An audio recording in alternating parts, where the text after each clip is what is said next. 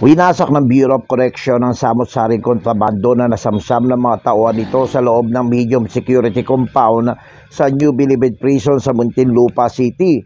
Ang mga naturang kontrabando na naipon mula sa iba't ibang searching operations mula Oktubre 1, 2022 hanggang sa kasalukuyan ay nasa kustodiya ng Intelligence and Investigation Section ng NBP Medsocom. Ang inisyatiba na ito ay naglalayong putuli na maling pananaw ng publiko tungkol sa mga kontrabando na nire-recycle sa isang pasilidad ng bilangguan.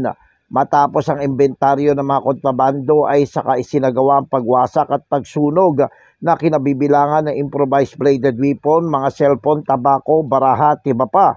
Ang aktibidad ay pinangunahan ni Correction Chief Inspector Diomedes Dador Jr., Acting Superintendent ng MVP Medsocom, kasama ang iba pang operation unit ng NBP.